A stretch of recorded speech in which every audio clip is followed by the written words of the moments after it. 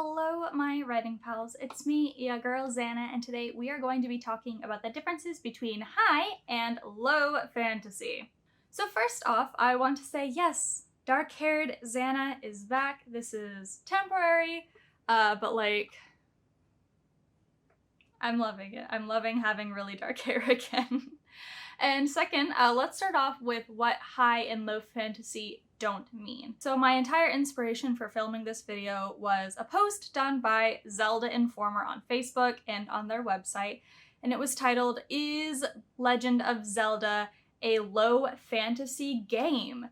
And lots of people in the comments were like, well, yeah, I think it's low fantasy because there isn't a lot of magic, or there isn't a lot of fantastical things happening in it. Yeah, there's some fantasy creatures and a little bit of magic, but there isn't a lot of it. From what I gathered from that comment section, people think high fantasy means that it's a lot of magic, that it's high concept. There's magic left and right, everyone has magic, everyone is using magic, and that low magic is, yeah, there's just a little, a couple sprinkles of magic here and there, or it's kind of set in a bit of a historical, medieval, fantastical world.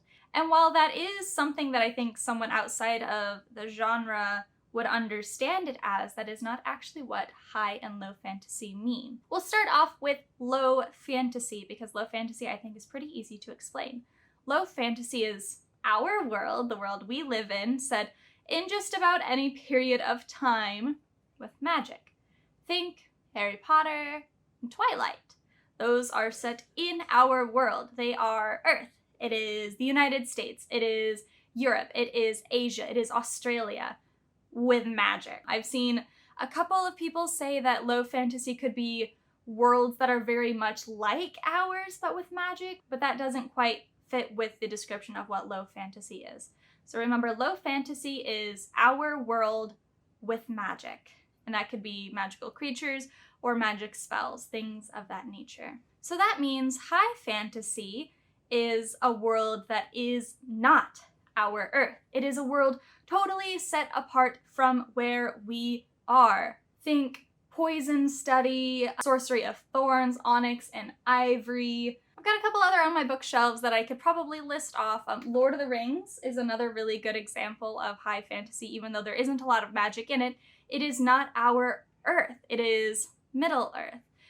Poison study is not our Earth, it's the territory of Ixia. That's a quick little basic description of what is high fantasy and what is low fantasy, and I gave a couple of examples. Again, with low fantasy we have books like Harry Potter and Twilight, and with high fantasy we've got books like The Lord of the Rings, Heir Awakens, Sorcery of Thorns. You picking up what I'm putting down? Anything?